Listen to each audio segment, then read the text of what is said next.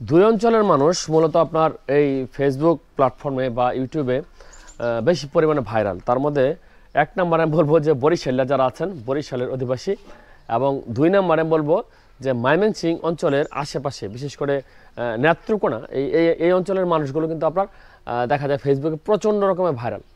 এখন আপনার মনে হয় প্রশ্ন জাগতেই পারে যে এত এই এলাকার মানুষ ভাইরালের পেছনে আসলে যৌক্তিকতাটা কী?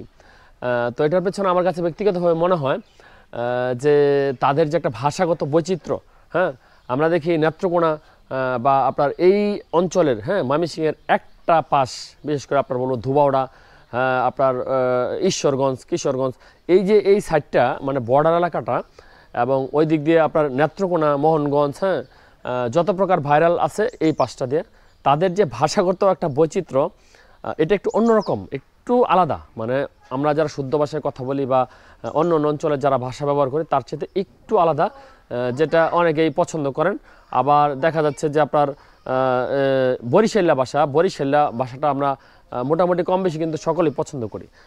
কিন্তু ওই অনুযায়ী যদি আমরা বলি যে ঢাকা, পুরান ঢাকার ভাষা, সেই ঢাকাটা কিন্তু সেভাবে আসলে ওইভাবে কেউ এখন পর্যন্ত জনপ্রিয় কন্টেন্ট ক্রিয়েটার আমরা উঠে আসতে দেখি নাই।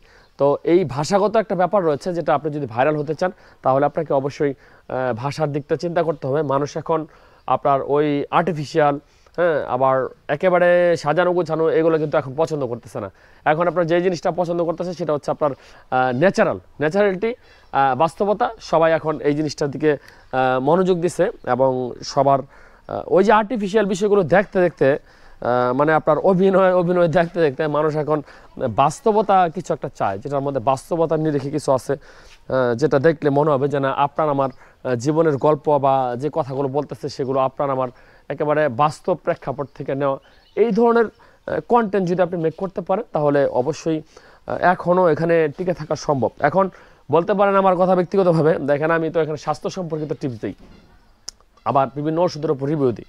তা এখন যেটা স্বাস্থ্য সম্পর্কিত টিপস আপনার প্রয়োজন আছে সেটা কিন্তু আপনি দেখবেন। এখন আমি হয়তো 100টা কন্টেন্ট দিলাম, যেখানে একটা কন্টেন্ট হয়তো আপনার প্রয়োজন আছে, বাকি আপনার 99টা কন্টেন্ট কিন্তু আপনার কোনো কাজে আসতেছে না। যার জন্য আমার এই যে ফলোয়ার্স আছে, এই ফলোয়ার্সগুলো কিন্তু মৃত, মানে এদেরকে দিয়ে আমার কোনো তেমন একটা ফায়দা হচ্ছে না, কারণ ভিউজ হচ্ছে না।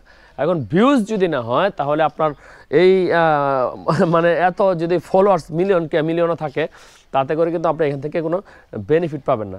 আর অ্যাকচুয়ালি আমি ব্যক্তিগতভাবে বলি যে আমরা এখানে যে কন্টেন্ট মেক করি সেখানে টাকা পয়সা, অর্থনৈতিক সমৃদ্ধি, এই সমস্ত বিষয় আসলে মাথায় রেখে এই বিষয়গুলো চিন্তা ভাবনা করে আমরা কন্টেন্ট মেক করি না। এটা মনের শান্তির জন্য, মনের তৃপ্তির জন্য, এবং একটা নিজের কি বলে একটা কিছু ফেসবুকে থাকবে, এখানে অ্যাক্টিভ থাকবো, সময়টা একটু ভালো কাটবে, দিন শেষে মানে ভালো কিছু আপনাদের জন্য নিয়ে আসবো, এটা একটা মনের ভালো লাগা, তৃপ্তি লাগা, সেই জন্য মূলত কন্টেন্টগুলো মেক করা। এখান থেকে টাকা পয়সা, গাড়ি আসবে বা এখান থেকে অর্থনৈতিকভাবে সমৃদ্ধ হবো, এটা হবে কোনো উদ্দেশ্য না। নিজে কর্ম করি, সেটা একসময় অন্য একটা ভিডিওতে আলোচনা করব। ধন্যবাদ।